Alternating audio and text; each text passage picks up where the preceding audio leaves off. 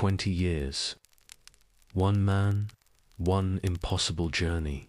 The greatest city of the ancient world had already fallen. The war was over. The Greek kings returned home. But for Odysseus, the real story was only beginning. Across endless seas, through monsters, storms, and the wrath of the gods, he would fight not to conquer kingdoms, but to reach the one place he longed for most, home. This is the true story behind Homer's greatest epic, the Odyssey. The city of Troy had finally fallen. For 10 long years, Greek armies had camped beneath its towering walls. Thousands of warriors crossed the Aegean Sea to fight over a conflict that, according to legend, began with the abduction of Helen of Sparta. What started as a single act of love or, perhaps pride, grew into one of the most famous wars in human history. Whether every detail of the Trojan War truly happened remains uncertain. Historians still debate how much belongs to history and how much belongs to myth. Yet archaeological discoveries at Hisarlik in modern-day Turkey suggests that a wealthy city once stood there and was destroyed during the late Bronze Age. For the ancient Greeks, there was never any doubt. Troy had been real, and so had its fall. The victory did not come through superior strength. It came through intelligence. After years of failed assaults, one Greek king proposed an idea so unexpected that it would become one of history's greatest military legends. A giant wooden horse. Hidden inside were carefully chosen warriors, while the rest of the Greek fleet appeared to sail away. Leaving behind what looked like a gift of surrender, the Trojans celebrated. They opened their gates. They pulled the enormous horse into the heart of their city.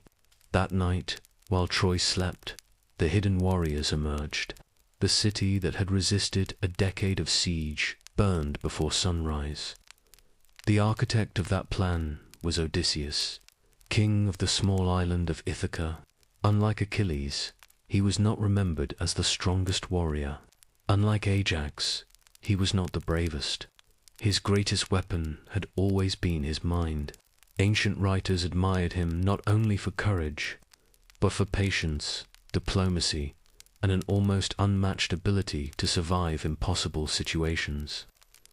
To the Greeks, intelligence could be as heroic as strength, and no one embodied that ideal more completely than Odysseus. With Troy in ruins, the long war was finally over. Greek kings loaded their ships with spoils and survivors. One after another, they raised their sails and turned toward home. Agamemnon sailed for Mycenae. Menelaus began his long voyage back to Sparta.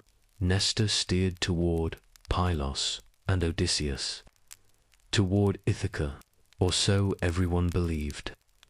His island was not wealthy. It possessed no great palaces of marble, no vast armies, no magnificent temples that rivaled the great kingdoms of Greece. It was a rugged land of rocky hills, olive trees, narrow valleys, and hard-working people. Yet for Odysseus, Ithaca was everything. It was where Penelope waited, where his young son, Telemachus, had taken his very first steps before the war began, where an aging father still hoped to see his son return. The voyage should have lasted only weeks, perhaps a few months if storms delayed the fleet.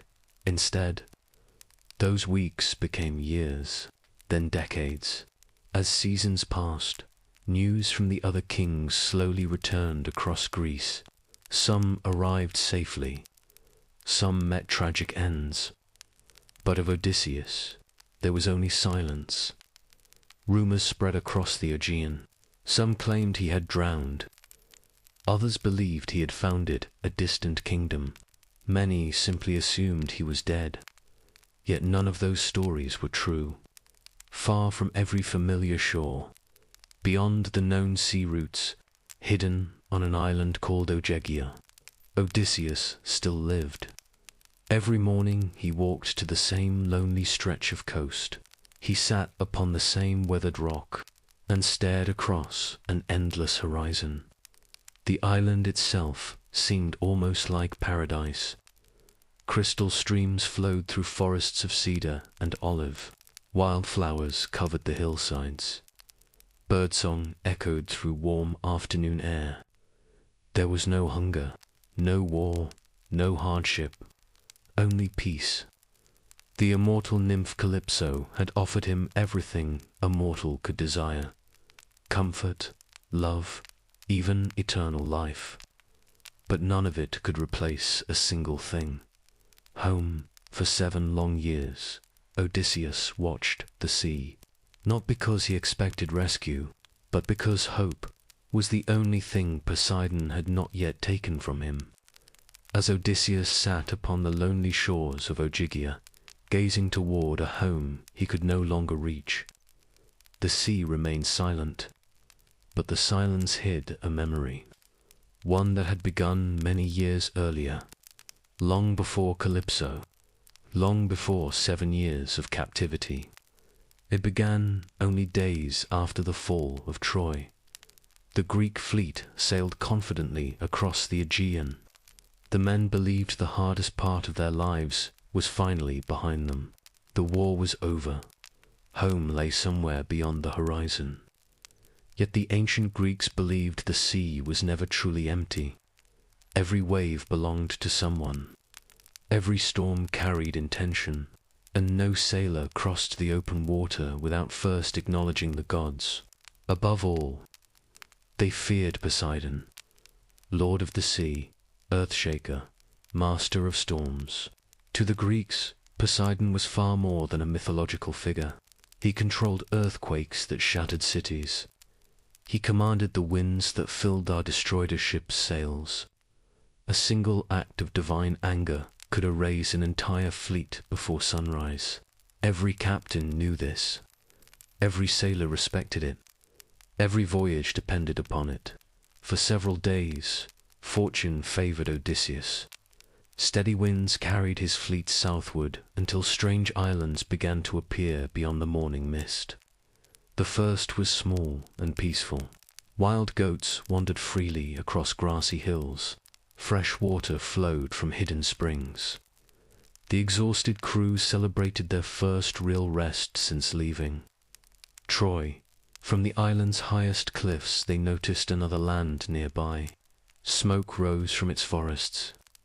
Sheep grazed across distant hillsides. Someone lived there. Odysseus's men urged caution. We have food. We have water. Let us sail. But curiosity had always been one of Odysseus' greatest strengths, and sometimes his greatest weakness. He selected a single ship, only 12 companions, the bravest men he trusted. Together they crossed the narrow channel toward the unknown shore. The landscape felt untouched by civilization. Ancient pine forests covered steep hills. Massive cliffs overlooked the sea. No villages, no cultivated fields, no signs of ordinary people. Only silence. Following a winding path through the trees, they discovered an enormous cave carved into the mountainside. Even before entering, they knew its owner could not be an ordinary shepherd. Huge baskets overflowed with cheese. Milk filled enormous clay vessels. Pens held hundreds of sheep and goats. Everything inside seemed built for hands far larger than their own. Several companions whispered nervously, "We have enough. Take some cheese. Take a few animals. And leave." Under Greek custom, hospitality was sacred. Known as xenia, it was one of the oldest and most respected traditions in the ancient world. A traveler was expected to receive food, shelter, and protection before even revealing his name. To violate that custom was considered an offense against Zeus himself. Odysseus believed whoever owned the cave would honor these ancient laws. He decided to wait. It was a decision that would change the rest of his life. As evening settled over the mountains, the earth began to tremble, slow, heavy, Measured footsteps echoed outside the cave. Then came the sound of hundreds of sheep being driven inside. Suddenly, the entrance disappeared. A gigantic slab of stone rolled into place, sealing the cave completely. No ordinary human could have moved it then. Its owner stepped into the firelight. Polyphemus, one of the Cyclops, a race of giant shepherds whose strength seemed almost beyond imagination. He stood nearly twice the height of any man. Broad shoulders, arms thick as tree trunks, and in the center of his forehead, a single enormous eye. Unlike the cities of Greece, the Cyclopes lived without kings, without laws, without temples. They farmed alone, ruled only by their own strength. To them, the customs of civilized men meant nothing. Polyphemus quickly noticed the strangers gathered around his fire. His deep voice filled the cave. "Who are you? Merchants or pirates?" Odysseus answered honestly, "We are Greeks. Our ships were driven by storms. We ask only for hospitality, and we ask you to respect Zeus, protector of all guests." The giant laughed. It was not the laughter of amusement. It was contempt. "I care nothing for Zeus. I fear no god." Then, without warning, he reached down, seized two men, and smashed them against the cave floor. The survivors froze, unable to move, unable to breathe. The giant prepared his meal as casually as any shepherd might prepare bread. When darkness filled the cave, only terror remained. That night, Odysseus realized something terrifying. They were not guests.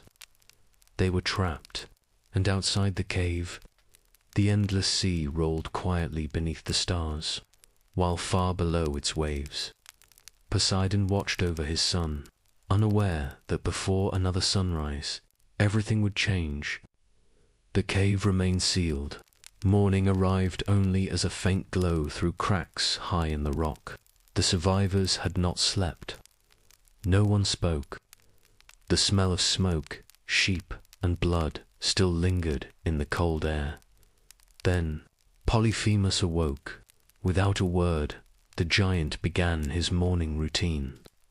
He milked his sheep, filled great wooden buckets, prepared fresh cheese. For a brief moment, it almost looked ordinary, until he reached for two more men. The Cyclops killed them as casually as a shepherd might butcher a lamb. When he finished his meal, he rolled the enormous stone aside, drove his flock into the sunlight, and sealed the cave once again. Silence returned. This time, Odysseus forced himself to think. Panic would save no one. The cave offered only two choices: wait to be eaten, or find a way to outsmart a creature far stronger than any man. He studied everything around him, the walls, the fire, the sheep. Then his eyes stopped on something lying near the entrance. An enormous olive tree trunk. Polyphemus used it as a walking staff. For any ordinary man, it would have been impossible even to lift. Odysseus cut away a section of the wood. Together, the remaining Greeks shaped one end into a sharp point. They hardened it slowly over the fire, then hid it beneath piles of straw and animal dung. The plan depended on patience, and on something even more dangerous: trusting the monster to make a mistake. When evening came, the giant returned. Again the earth trembled beneath his footsteps. Again the stone blocked the entrance. Again he devoured two more of Odysseus' companions. Only after eating did the Cyclops finally relax beside his fire. That was the moment Odysseus had been waiting for. Among the supplies taken from Troy, he carried something unusual: a skin filled with powerful wine. It had been given to him years earlier by Maron, a priest of Apollo, who had spared the Greeks despite the chaos of war. The wine was extraordinarily strong. Normally, it was mixed with 20 parts water. Tonight, Odysseus offered it pure. Polyphemus drank, then demanded more, and more again. The giant laughed loudly. Never before had he tasted such a drink. His single eye grew heavy, his words slowed. Finally, he leaned toward the Greek king. "Tell me your name, so I may reward you." Odysseus smiled. "My name is Nobody." The giant laughed again. "Then nobody shall be the last one I eat." Moments later, he collapsed into a drunken sleep. Odysseus gave the signal. The sharpened stake was thrust deep into the fire until its tip glowed bright orange. 5 men gathered around it. Every remaining ounce of strength they possessed, every hope of survival, rested on a single strike. Together, they drove the burning stake into the Cyclops' eye. The roar that followed echoed across the island. Polyphemus staggered backward. The cave shook violently. He ripped the burning wood free, blood and smoke pouring down his face. Outside, other Cyclopes rushed toward the cave. "What has happened? Who attacks you?" Still screaming in agony, Polyphemus shouted the only answer he could. "Nobody. Nobody is killing me." The other Cyclopes paused. If nobody was attacking him, then no one could help. Muttering that the gods must be punishing him with sickness, they returned to their own caves. Odysseus' trick had worked perfectly, but escaping remained almost impossible. By sunrise, the blinded giant rolled away the stone. Knowing his enemies must still be inside, he carefully felt the back of every sheep leaving the cave. No man could pass unnoticed, unless he was not above the sheep, but beneath them. Odysseus quickly tied his companions underneath the largest rams using woven cords. Hidden beneath thick wool, they remained invisible to the giant's searching hands. Odysseus himself clung beneath the strongest ram in the flock. Every heartbeat felt endless. Polyphemus rested one hand gently upon the animal. "My faithful friend, why are you the last to leave today? If only you could tell me where that terrible man has gone, then—" The ram stepped forward, into the sunlight. One by one, every survivor escaped. For the first time since entering the cave, they were free. The Greeks raced toward their ship, pushed away from shore, and rowed with desperate strength. At last, they believed they had survived. It should have ended there. History would likely have forgotten the encounter. Poseidon might never have known who blinded his son. But victory has a way of awakening pride. As the ship pulled farther from the island, Odysseus could not remain silent. He stood at the stern and shouted across the water. "It was not Nobody who defeated you. It was Odysseus, King of Ithaca, sacker of Troy." His companions immediately realized what he had done. The giant turned toward the sound. Though blind, he raised his enormous hands toward the heavens and called upon his father, Poseidon, "Hear me, if truly I am your son. Grant that Odysseus never reaches his home, but if fate demands he returns, let him arrive late, alone, having lost every companion, and let sorrow be waiting for him." There the sea fell strangely quiet. No thunder answered, no lightning crossed the sky. Yet every Greek aboard that ship felt the same uneasy silence, because prayers offered by mortals might go unheard, but the prayer of a son to his divine father was something altogether different. From that moment onward, the sea itself became Odysseus' greatest enemy.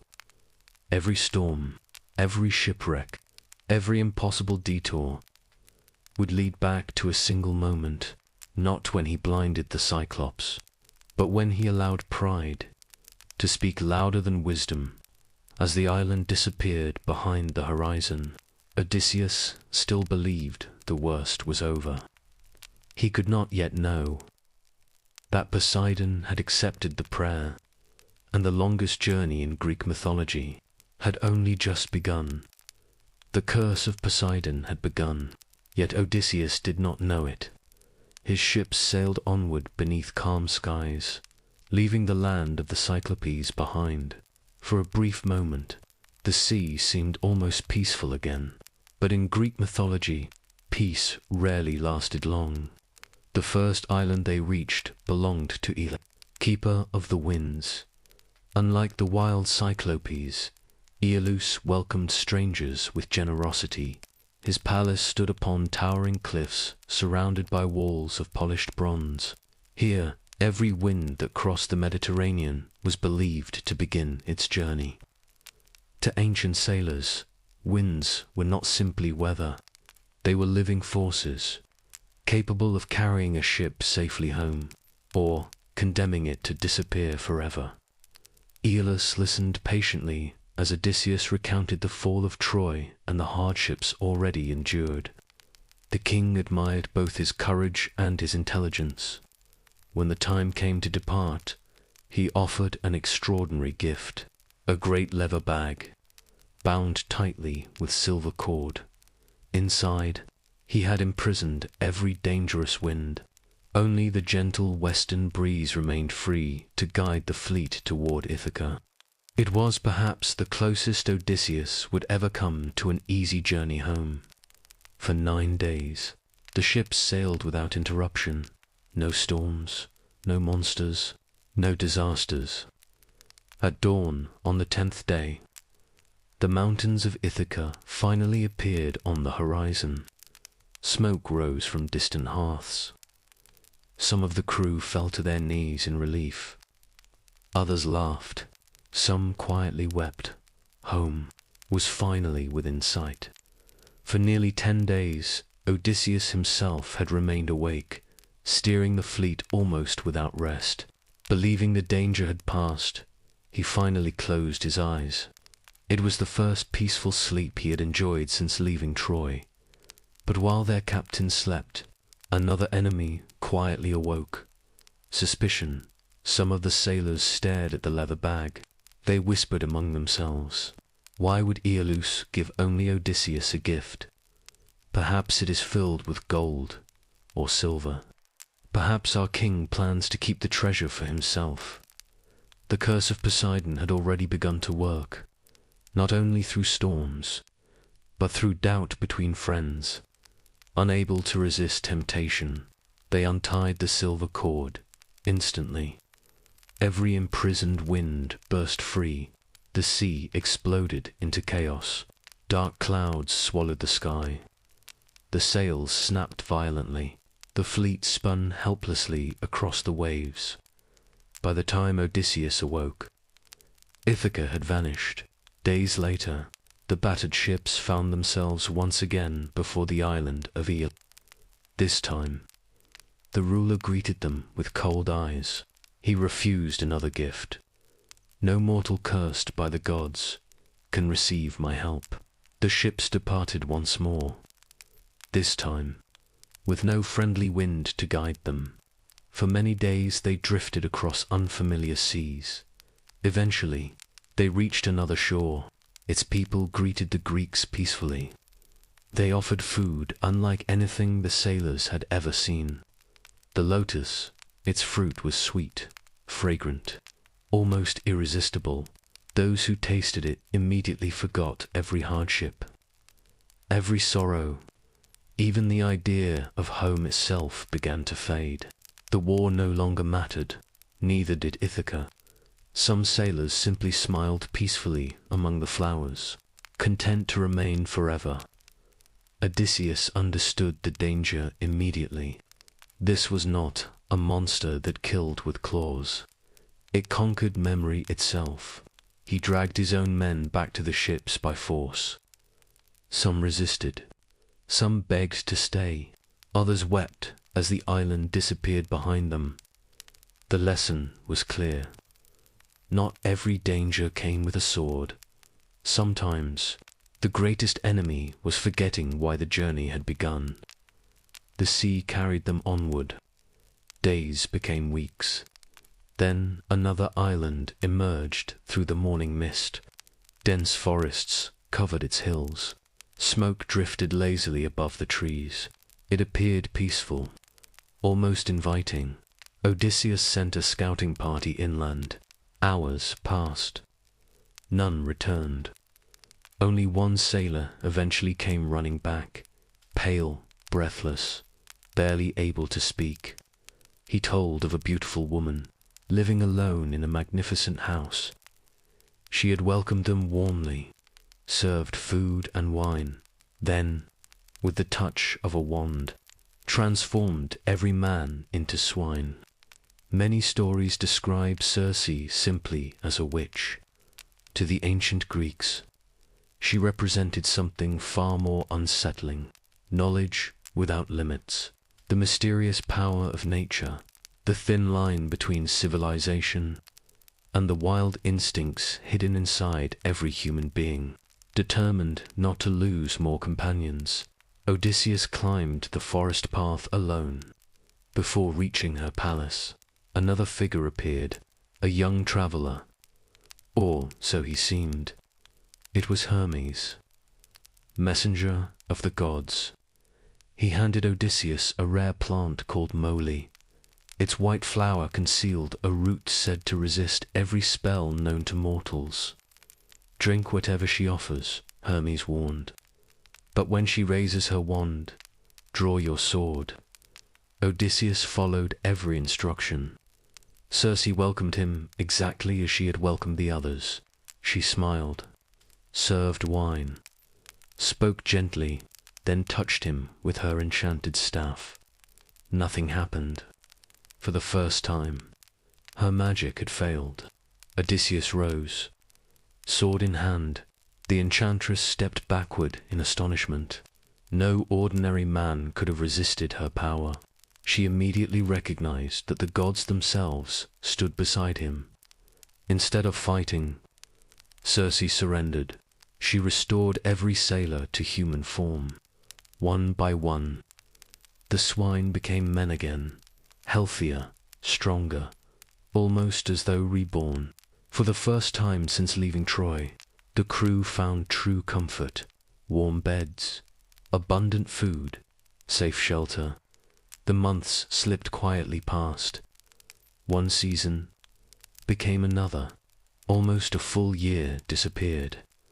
The memory of Ithaca slowly began to fade once again, until one evening, Odysseus looked toward the western sea and realized something.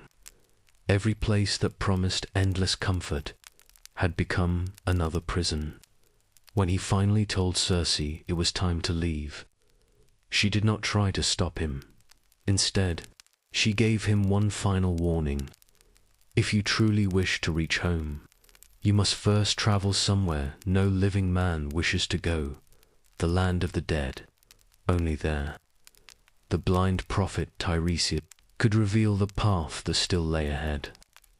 The sea had tested Odysseus' strength. It had tested his patience. It had tested his loyalty. Now, it would test something far more frightening: his courage to walk among the dead. When dawn broke the following morning, Circe stood alone upon the shore. She did not wave goodbye. She simply watched as Odysseus' ship disappeared into the morning mist. She knew where they were going. Few mortals ever returned from that journey. The sea gradually changed. The warm blue waters of the Mediterranean faded into cold grey waves. The sun itself seemed weaker. Each day the light grew dimmer. The air carried an unfamiliar chill. Birdsong disappeared. Even the wind felt different. According to ancient Greek belief, the world of the living ended somewhere beyond these waters. Beyond it lay the rivers that surrounded the kingdom of Hades, a place where every mortal, king or shepherd, hero or slave, would one day arrive, not as punishment, simply because death belonged to everyone. Unlike later religious traditions, the Greek underworld was not divided into heaven and hell. Most souls wandered forever across the silent fields of As. Only a few found glory in Elysium, and only the truly wicked suffered eternal punishment in Tartarus. For most, death was neither reward nor revenge. It was memory slowly fading into silence. At last, the coastline appeared. Dark forests stretched across barren hills. Ancient poplar trees stood motionless beside black rivers. No birds nested in their branches. No animals crossed their shadows. Even the waves seemed unwilling to touch the shore. Odysseus ordered the ship to land. No sailor spoke. The silence itself inspired fear. Following Circe's instructions, he walked inland, carrying only his sword and the offerings required by ancient custom. At the meeting place of two dark rivers, he stopped there. He dug a shallow pit into the earth. Into it he poured milk and honey, then sweet wine, then clear water. Finally, he sacrificed the black animals. Their blood slowly filled the pit. For several long moments, nothing happened then. The air grew colder. A strange mist rose from the ground. Shadows began gathering around the offering. Not monsters, not demons, people, thousands of them, pale figures without weight, warriors still carrying broken spears, old men bent beneath invisible burdens, young brides, children, kings, servants, every generation, waiting silently for a single drop of blood. The Greeks believed that the dead possessed no real strength of their own. Only by drinking sacrificial blood could they briefly recover memory, speech, and recognition. Odysseus stood over the pit with drawn sword. No spirit could approach, until the prophet Tiresias arrived. The first familiar face emerged unexpectedly. Elpenor, one of Odysseus' youngest sailors. Only days earlier, he had celebrated too much at Circe's palace. Drunk and exhausted, he had fallen from the roof while trying to descend before sunrise. His companions had sailed away without realizing he was dead. Now, his restless spirit begged only one thing: do not leave me forgotten. Return and bury my body. Odysseus promised he would. Only then did another figure appear, older, calmer, holding himself with quiet dignity. Tiresias, the blind prophet of Thebes. Even in death, his wisdom remained untouched. He drank from the blood, then looked directly toward Odysseus. Though blind, it seemed he saw more clearly than any living man. His words were slow, measured. You will return home, but not as you imagine. Poseidon still seeks vengeance. You will lose your companions. You will lose your ships, and you will arrive alone. The words settled heavily upon the silent shore. Then came one final warning. There is an island where the sacred cattle of Helios graze. No matter how great your hunger, do not touch them if your men obey. Hope remains if they fail. Everything else will be lost. With those words, the prophet stepped back into the darkness, but Odysseus remained. The dead had not finished speaking. Another familiar figure slowly approached. His mother, Anticlea, when Odysseus sailed for Troy. She had still been alive. Now she stood before him as little more than a pale shadow. She told him of Ithaca, of Penelope, still waiting, still faithful. She spoke of Telemachus, now grown into a man, and of his aging father Laertes, who wandered the orchards alone. believing he would never see his son again. Finally, Odysseus asked the question he feared most. "How did you die?" Her answer was painfully simple. "I did not die from illness. I did not die by violence. I died waiting for you." For the first time since Troy, Odysseus broke. He stepped forward, trying to embrace her, but his arms passed through empty air. Again. He reached again. Nothing. 3 times he tried. 3 times. He held only silence. His mother smiled gently, then faded back into darkness. One by one, the greatest heroes of Greece appeared. Agamemnon, betrayed and murdered after returning home. He warned Odysseus never to trust appearances. Return quietly. Not every welcome is sincere. Then came Achilles, the greatest warrior of the Trojan War. Odysseus praised him. "In life, you are honored above all men, and now you rule among the dead." Achilles answered with words that would echo through history. "Do not praise death. I would rather live as the poorest servant on earth than rule over every soul in this place." It was a remarkable moment. The greatest hero of Greek mythology, declaring that life itself was worth more than eternal glory. Nearby stood Ajax, still refusing to forgive Odysseus for winning Achilles' armor years before. Even in death, some wounds remained unhealed.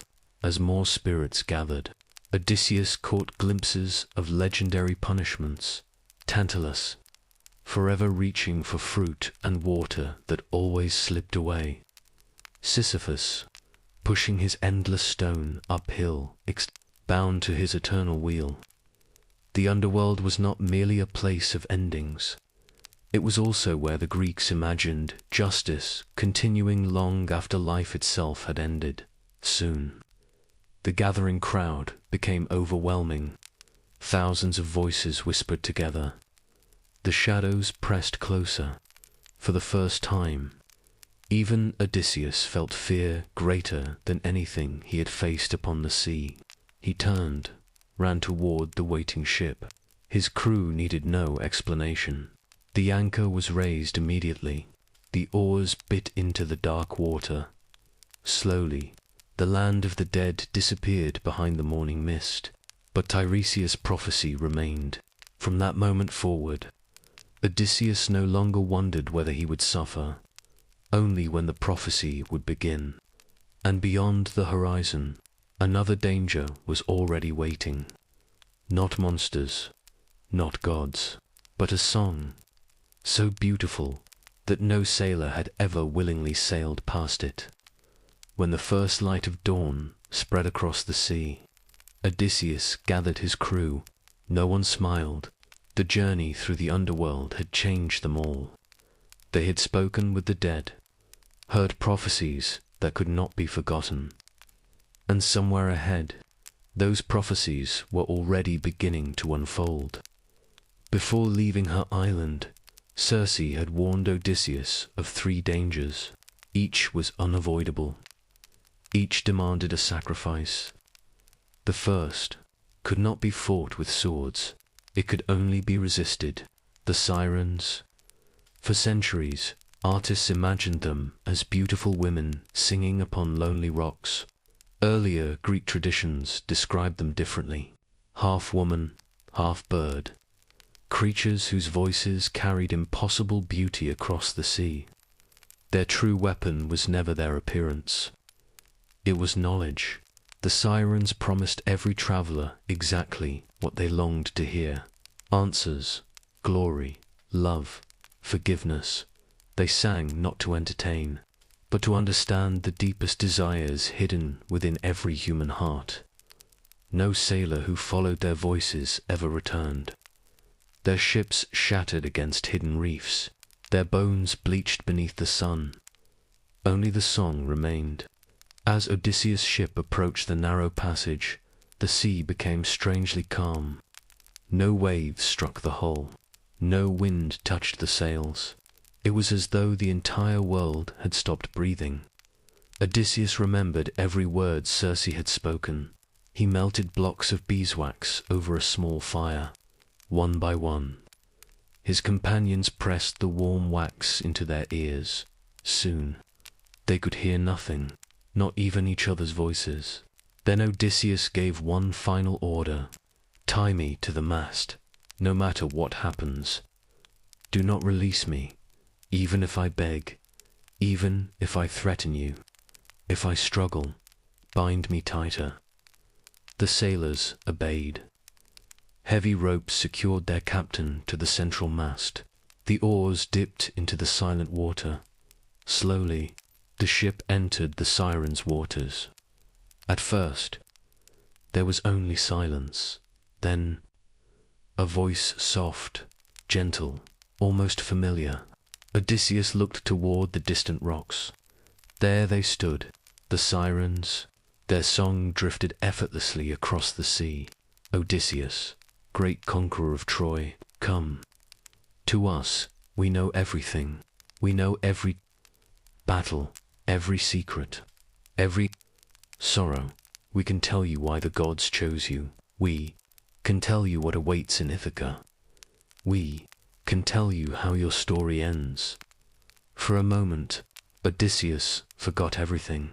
The prophecy, the journey, his crew. Only one thought remained.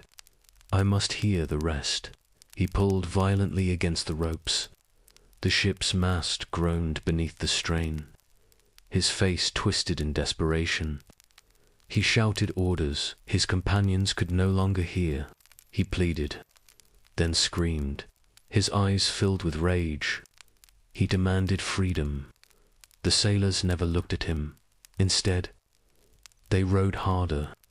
As Odysseus struggled, they remembered his final command. Without hesitation, they tightened the ropes. The Sirens sang louder. Their voices became sweeter, closer, almost impossible to resist. Then, as suddenly as it had begun, the music disappeared. The sea breathed once more. The wind returned. Only when the rocky island had vanished beyond the horizon did the sailors remove the wax from their ears. They untied their exhausted king.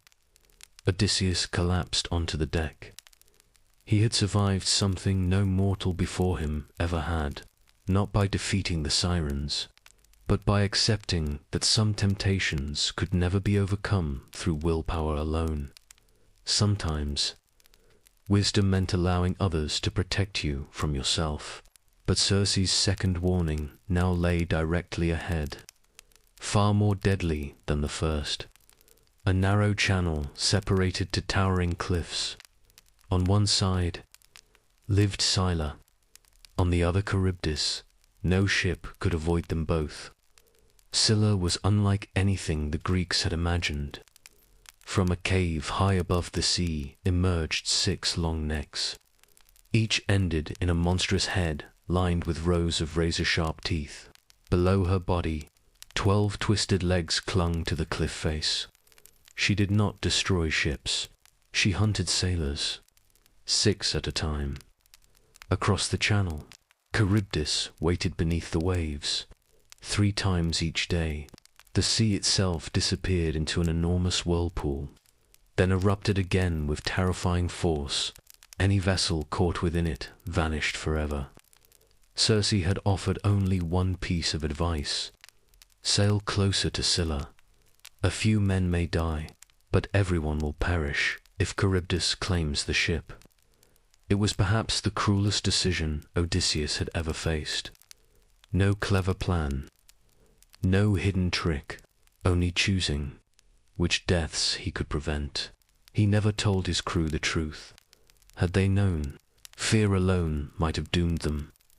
The ship entered the narrow passage. The cliffs rose like walls on either side. The sea grew darker beneath their shadows. Then the whirlpool appeared. The water ahead suddenly began spinning, faster and faster. Entire waves folded inward, as though the ocean itself had opened its mouth. The sailors panicked. Every eye turned toward Charybdis. No one noticed what waited above. Odysseus stared upward, sword drawn, knowing it was useless. A blur of movement exploded from the cliff. One head, then another, then six. Before anyone could react, Scylla struck. Her jaws seized 6 sailors in a single terrifying instant. The men screamed as they were lifted high into the air. Odysseus watched helplessly.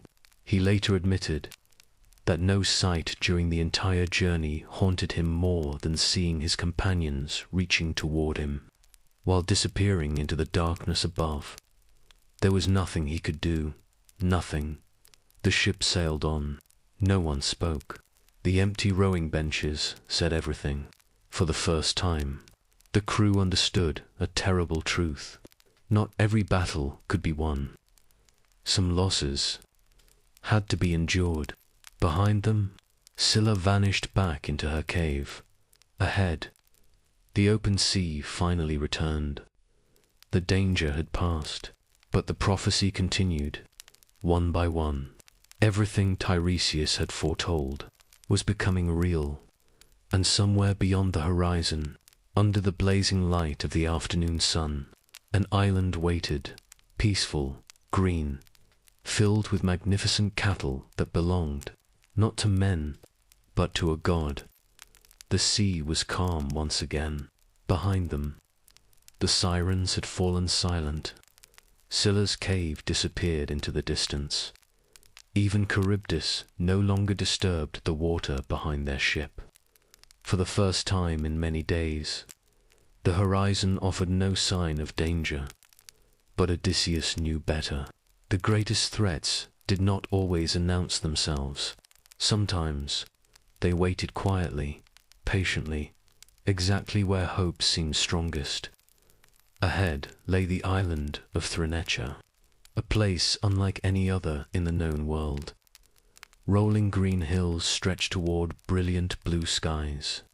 Fresh streams flowed through flowering meadows. The air smelled of salt and wild herbs. Across the fields wandered magnificent cattle, their golden hides glowing beneath the afternoon sun.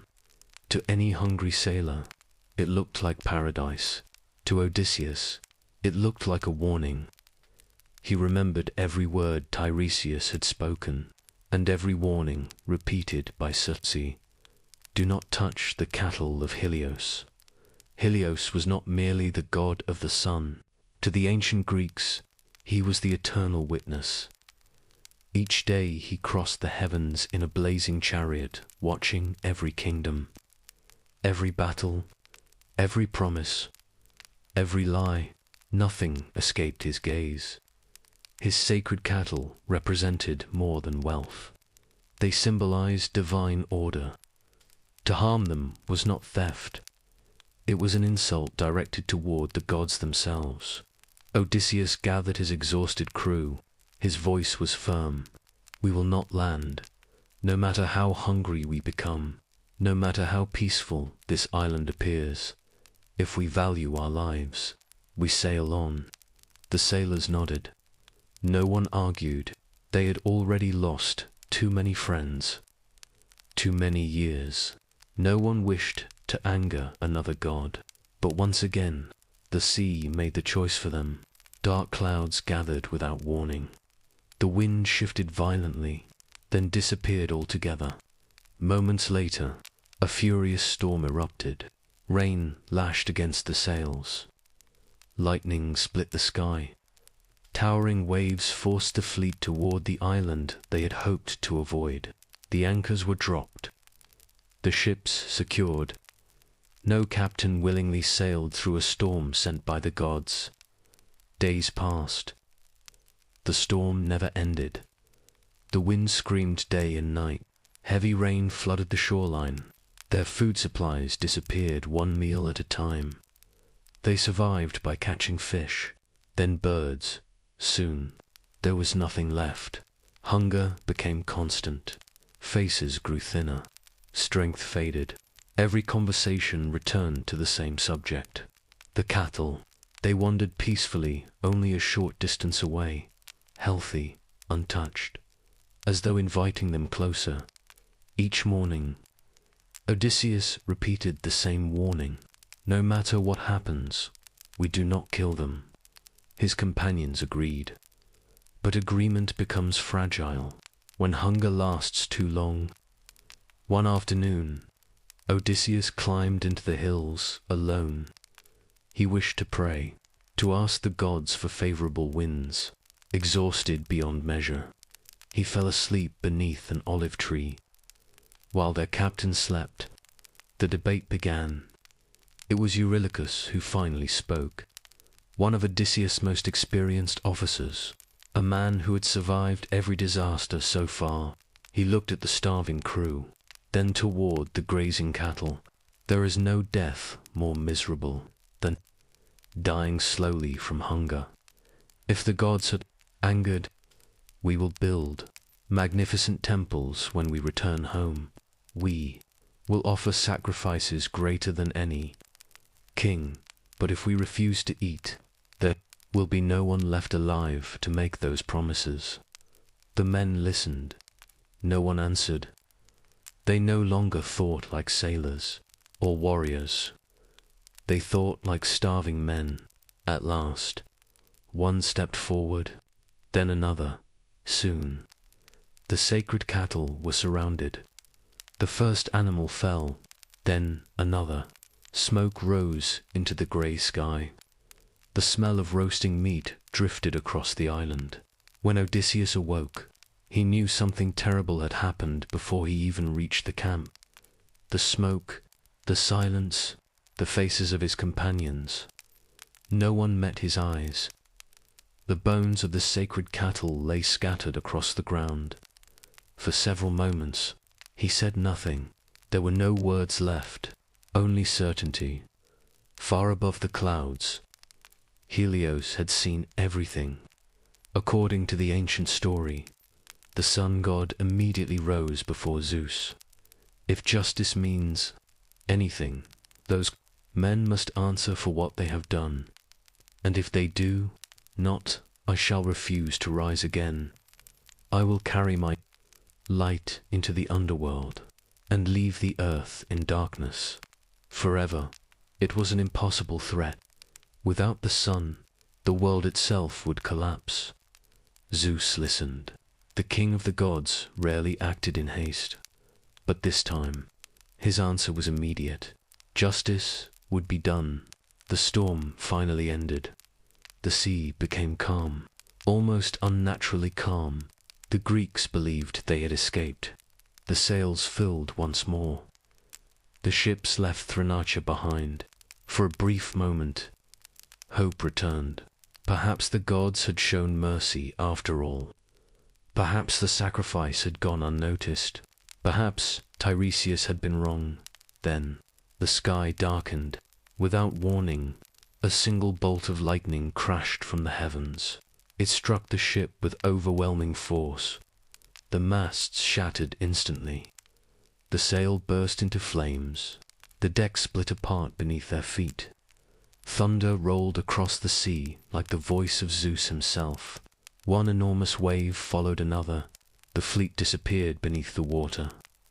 Men who had survived Troy, the Cyclops, the Sirens, and Scylla, vanished within moments. Odysseus called their names, one after another. No answer came. Broken pieces of the ship floated across the sea. Nothing more. Everything Tiresias had foretold had now come to pass. His companions were gone. His ships were gone. Only one man remained alive, clinging desperately to the shattered mast, as the sea carried him toward one final trial. A place where even the gods believed his journey should finally end. The sea swallowed everything.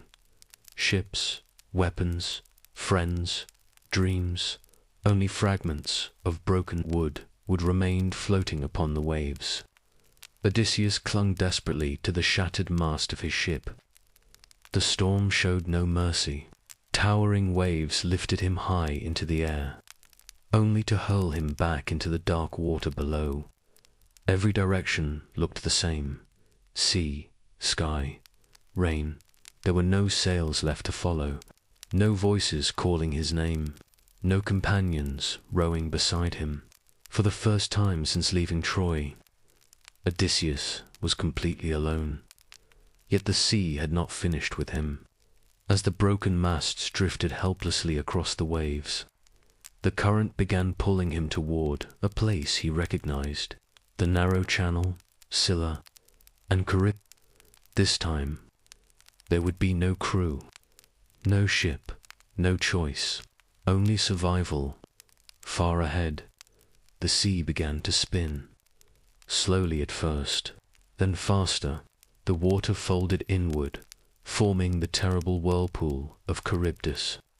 Entire walls of water vanished into its dark center. The ocean itself seemed to disappear beneath the earth. Odysseus abandoned the wreckage at the last possible moment. Above him, a wild fig tree clung to the cliffside with the last of his strength. He leaped. His fingers caught a single branch. For endless moments, he hung suspended above the roaring abyss. Below him, the remains of his ship vanished into the whirlpool. Had he released his grip, his journey would have ended there. The Greeks believed Charybdis represented one of nature's oldest truths. Some forces cannot be defeated, only endured. At last, the sea expelled the shattered remains of his mast. The whirlpool weakened. Odysseus dropped back into the water, grasped the floating timber once more, and allowed the current to carry him far away from the deadly strait. Behind him, Scylla remained silent. Even monsters had no interest in a man who had already lost everything. Days passed. No one counted them. The sun rose. The sun disappeared. Rain became sunshine. Sunshine became rain.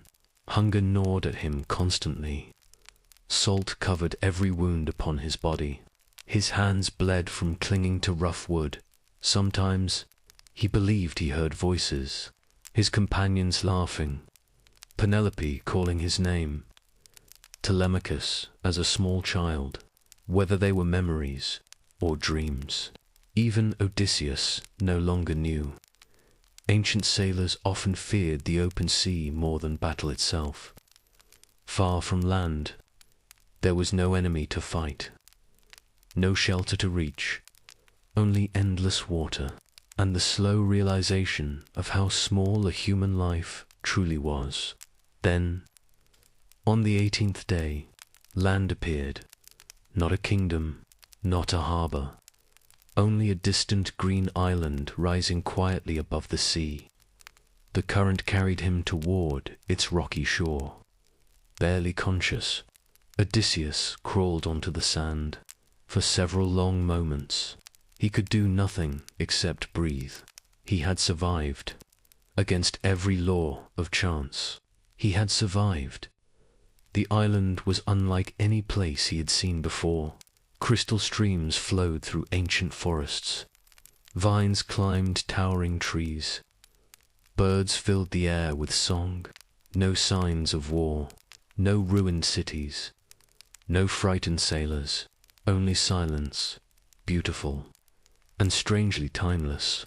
This was hidden beyond the ordinary roots of men, a place where the world itself seemed unwilling to change. Here lived Calypso, a daughter of the Titans, an immortal nymph whose very name has often been translated as the one who conceals. It was a fitting name, because Ogygia did not merely hide people from the world, it hid them from time itself. When Calypso found the exhausted stranger lying upon her shore, she did not see a king. She did not see the clever hero who had destroyed Troy. She saw only a broken man. His body carried scars from countless battles. His hands were torn by rope and salt. His face had aged far beyond the years that had passed. She carried him into her home. She healed his wounds, fed him, sheltered him. For the first time in many years, Odysseus slept without fear.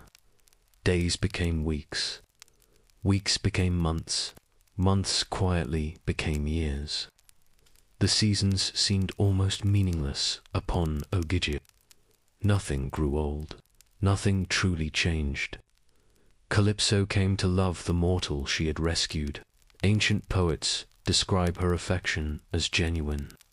She did not imprison Odysseus with chains. She offered him comfort, peace, a life without suffering, eventually. She offered something no human had ever truly possessed. Immortality remained beside her forever, and death would never claim him. No more storms, no more wars, no more grief, no more loss. For many, the choice would have been obvious. But Odysseus was different. Each evening, he walked alone to the western shore. He sat upon the same weathered rock, and looked toward an ocean whose far horizon he could never cross. Calypso could offer him eternal life. She could not offer him Ithaca. She could offer endless peace. She could not replace Penelope, or the rugged hills where he had once ruled as king. Home had become something greater than a destination. It had become the last part of himself he refused to surrender. 7 years passed. The gods watched. And at last, even they began to question whether one man's punishment had lasted long enough. High above the world, on Mount Olympus, a decision was about to be made, one that would finally bring Odysseus' long captivity to an end. 7 years passed upon Ogygia, 7 years of calm seas, gentle winds, and quiet evenings beside an endless horizon. Yet every sunrise brought the same longing, home far above the earth. The gods gathered upon Mount Olympus. The long suffering of Odysseus had become impossible to ignore. Not all of the gods had agreed with Poseidon's vengeance. Among them, one had watched the King of Ithaca from the very beginning, Athena, goddess of wisdom, strategy, and just warfare. She had always admired Odysseus, not because he was the strongest of heroes, but because he understood that intelligence could triumph where strength failed. Standing before Zeus, she spoke on his behalf. Has he not suffered enough? The war is long over. His companions are dead. His kingdom waits without its king. Must one mistake be punished forever? Zeus listened. Even the king of the gods would not openly challenge Poseidon, but justice demanded balance. At last, he gave his command. Hermes, the swift messenger of Olympus, was sent to Ogygia. Calypso welcomed him reluctantly. She already understood why he had come. Hermes delivered Zeus' decree. Odysseus must be released. The words filled the island with silence. Calypso did not argue. She knew no immortal could refuse the will of Zeus. Yet her sadness was genuine. She had offered Odysseus everything she possessed, love, peace, even eternal life. Still, his heart belonged somewhere else. Together, they built a sturdy raft. Calypso provided tools, fresh water, food, warm clothing. Before he departed, she looked toward the sea one final time. You choose hardship over eternity. Odysseus answered quietly, I know Penelope is not your equal in beauty. I know she is mortal. I know she will grow old, but she is my wife, and Ithaca is my home. With that, he raised his sail once more. For the first time in 7 years, the sea carried him forward. For 17 peaceful days, the voyage continued. The stars guided him westward. Each sunrise seemed to bring him closer to everything he had lost. Then Poseidon returned. The sea god had been far away among the distant Ethiopians. Only now did he discover what the other gods had done. His anger shook the heavens. Dark clouds swallowed the sky. The sea erupted beneath Odysseus' fragile raft. Waves rose like mountains. The mast snapped. The sail disappeared into the storm. Again, Odysseus found himself alone upon the open sea. This time, a sea goddess named Ino took pity on him. She rose from the waves holding a magical veil. Wear this. Do not fear the sea. When you reach land, return it to the water. Trusting the goddess, Odysseus abandoned the shattered raft. For 2 more days, he battled the waves with nothing but his own strength. At last, he reached another shore, barely alive, exhausted beyond words. This was the land of the unlike every kingdom he had visited before. Its people welcomed strangers without suspicion. Princess Nausicaa was the first to discover the exhausted castaway lying among the bushes near the river. Though frightened at first, she recognized not a monster, but a weary man in desperate need of help. She gave him clothing, food, and guided him toward the palace of her father, King Alcinous. There, for the first time in many years, Odysseus sat among civilized people once more. The king asked only one question: "Who are you?" For a long moment, Odysseus remained silent. Then he spoke his name. It was the first time in years he had said it without fear. The halls fell quiet as he recounted everything. Troy, the Cyclops, Circe, the underworld, the Sirens, Scylla, the sacred cattle, Calypso, every loss, every storm, every sacrifice. The Phaeacians listened in silence. When he finished, no one doubted his story.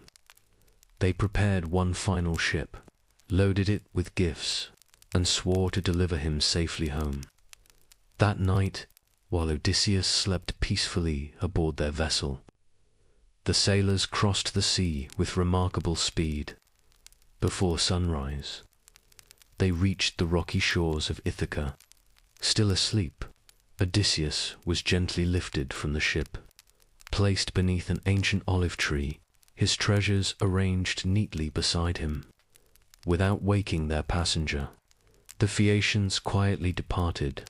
When Odysseus finally opened his eyes, he did not recognize where he was. 20 years had changed more than his own face. Athena herself appeared before him, disguised at first as a young shepherd. Smiling, she revealed the truth. This is Ithaca. For several moments, Odysseus could not speak. He knelt, pressed his hands against the earth, the same soil he had left 2 decades earlier, the same island he had crossed countless times in memory. At last, he had returned, but Athena quickly reminded him the journey was not over. During his long absence, powerful noblemen had filled his palace. Believing their king dead, they competed for Penelope's hand. Day after day, they feasted at Odysseus' tables, consumed his wealth, mocked his household, and plotted to kill Telemachus the moment he became inconvenient. If Odysseus walked into the palace openly, he would die before drawing his sword. Athena raised her hand. In an instant, the proud king disappeared.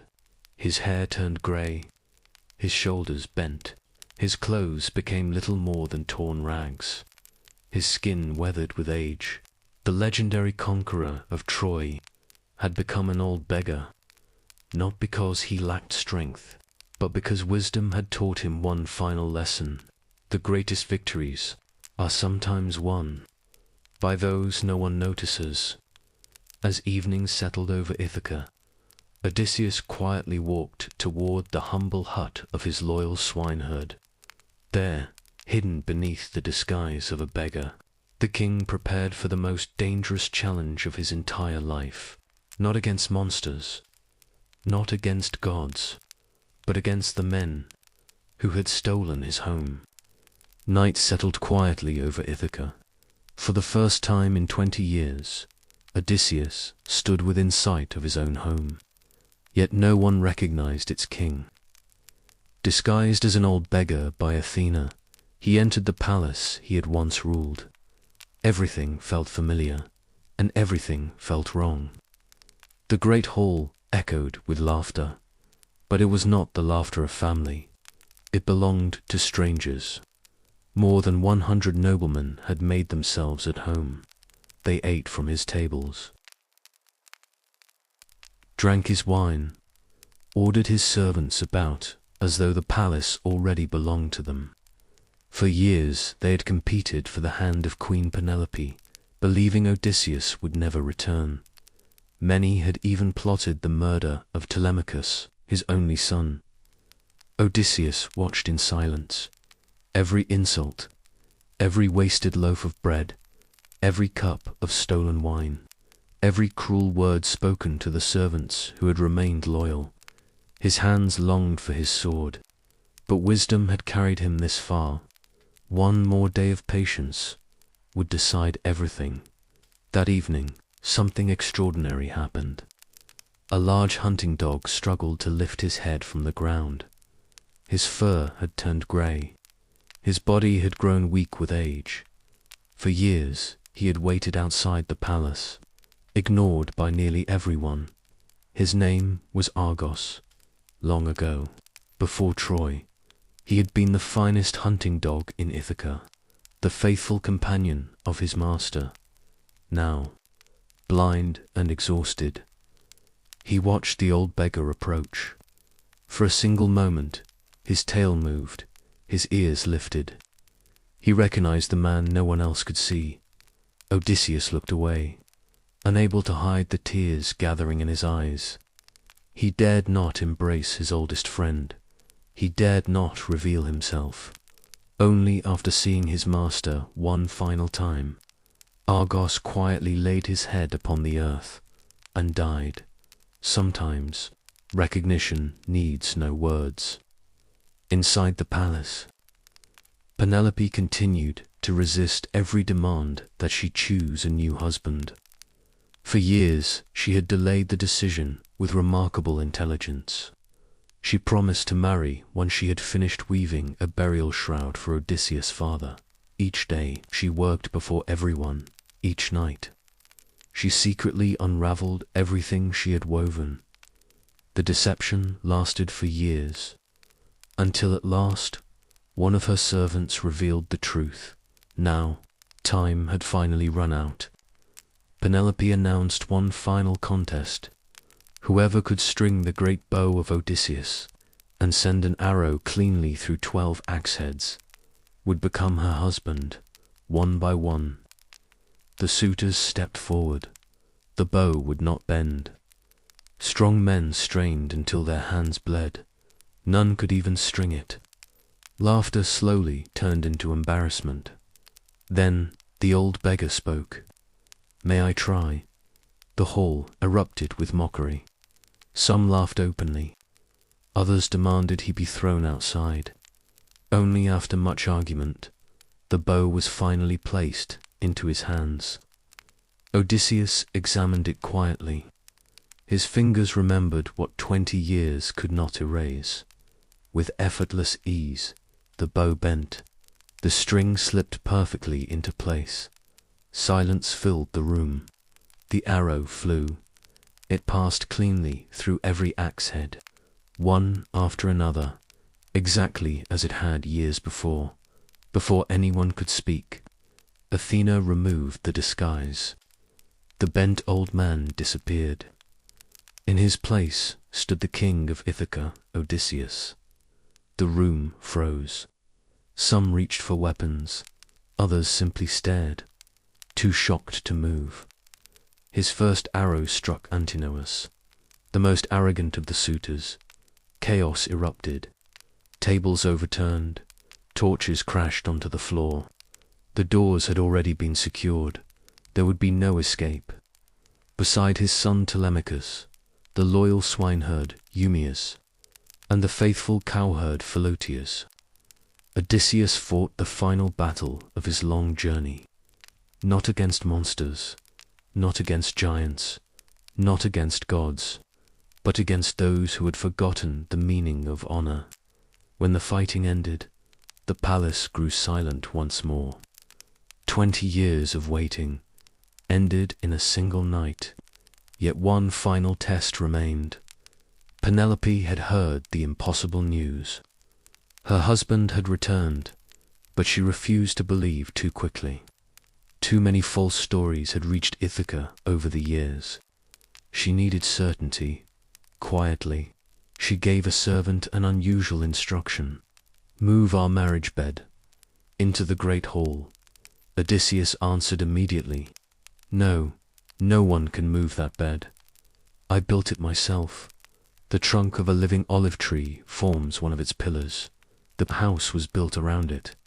To move the bed would mean cutting down the tree."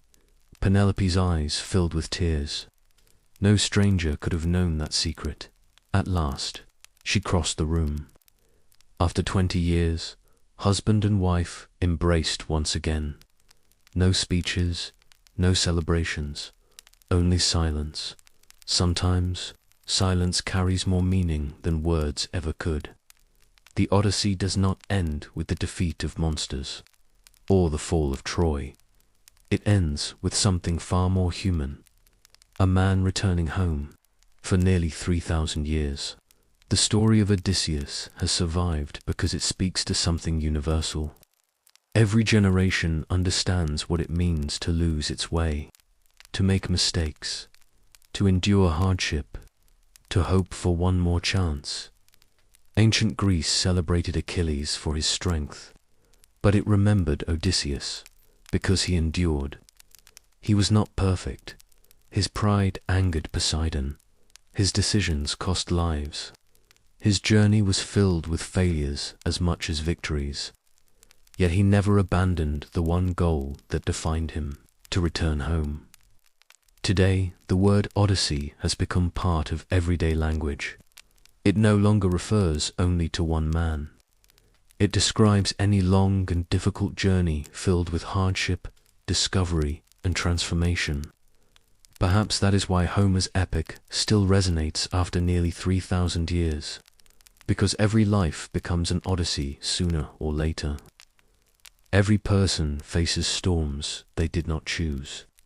Every traveler must decide what is truly worth fighting for, and in the end, home is not simply the place where the journey ends. It is the reason the journey begins. Thank you for watching. If you enjoyed this journey through one of history's greatest epics, don't forget to subscribe for more documentaries exploring the stories, civilizations, and legends that shaped our world.